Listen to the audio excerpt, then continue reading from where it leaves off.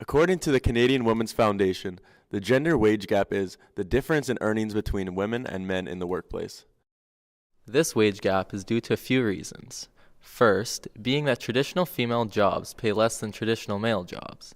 Second, most women workers are employed in low-wage occupations and lower-paid industries. Another factor is that more women are working part-time jobs compared to their male counterparts. A large portion is due to unexplained discrimination. This wage gap is evident in all organizations, including the hockey rink. Hockey is a male-dominated sport, and female athletes still aren't being taken seriously. Women are being forced to decide between chasing their dream or giving into the reality of the financial burden of supporting themselves and their families.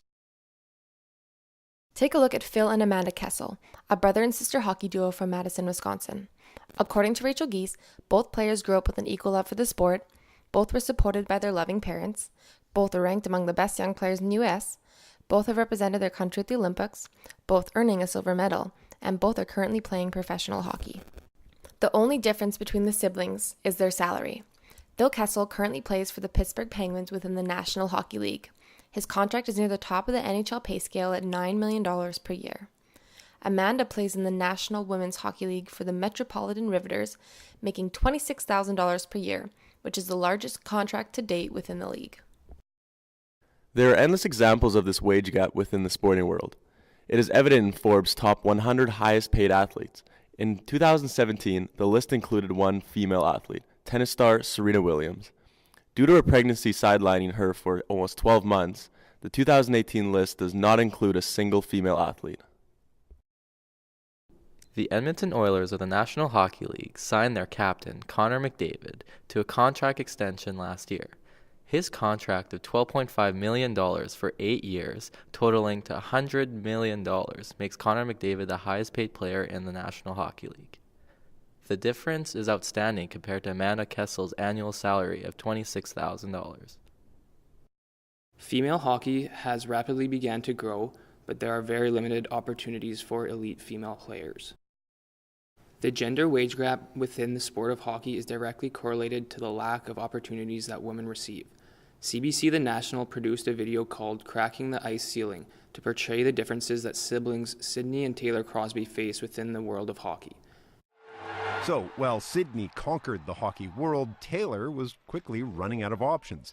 And that didn't sit well with Mom. Now she's focused on making sure both her kids have a future in the sport. Someday there's going to be somewhere, to dream of, somewhere where they're going to be able to play.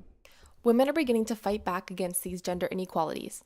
According to the article by Rachel Geese, in March 2017, the U.S. women's hockey team threatened to boycott the World Championships if they did not receive equal pay.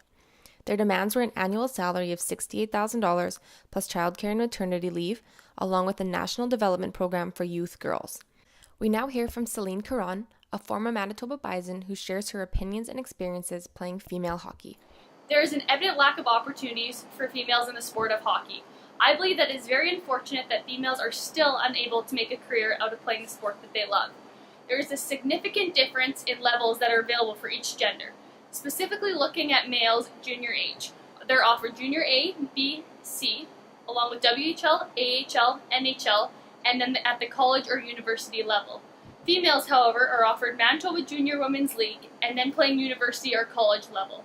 Progress has been made in reducing gender inequality within the hockey world. However, we still have a long way to go. Many critics state that women shouldn't earn what men do until the audiences are equal.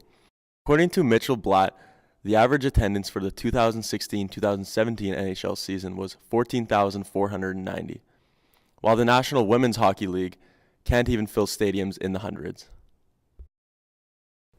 This theme carries on to the broadcasting attention that each gender receives. It is noted by the Sports Journal that less than 10% of sports media covers women's sports, and less than 2% covers women's sports that are deemed masculine, such as hockey and football. The limited media coverage that women receive focuses less on their abilities and more on sexualizing their bodies. This is reinforced through the uniforms they wear and the language used to describe their performance. Many female athletes throughout history have been fighting for equal rights. Billie Jean King is seen as the trailblazer for female athletes.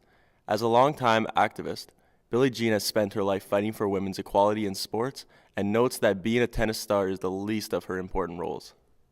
During the 60s and 70s, tournament payouts were significantly lower for females compared to male players. She spent years advocating for equal prize money within her sport.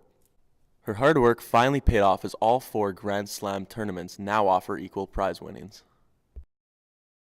On September 20th, 1973, Billie Jean King faced off against Bobby Riggs in the Battle of the Sexes.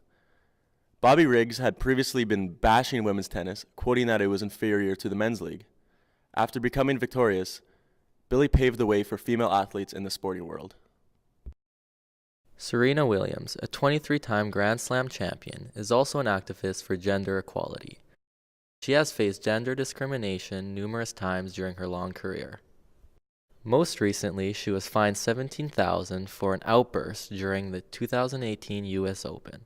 She claims that this was an act of sexism, as male players have been able to break rackets and call out the officials without any repercussions. It is a well-known fact that women's sports are ignored by the mainstream sports media, but the largely unanswered question is why? And the answer to that is complex and stems back to our sociological view of masculinity and femininity. Throughout our lives, we have been socially constructed to view sports as being rough, tough, and more suitable for males to participate in. Our internalized sexism has led us to believe women are passive, weak, non-competitive, and not able to display the skills required to succeed in a sport. TV hockey highlights focus on the beautiful goals, the big hits, and the bloody fights. The male hockey traditions of an eye for an eye, a tooth for a tooth is not appropriate for women to partake in, and leagues have reinforced this by removing body contact from female hockey. Equality is a major theme in today's society. Many athletes have been fighting for social justice with regards to racial, sexual, and gender equality. Throughout history, women have been excluded from participating in physical activity.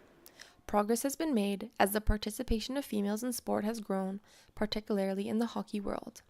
But the wage gap provides sufficient enough evidence that inequalities are still apparent.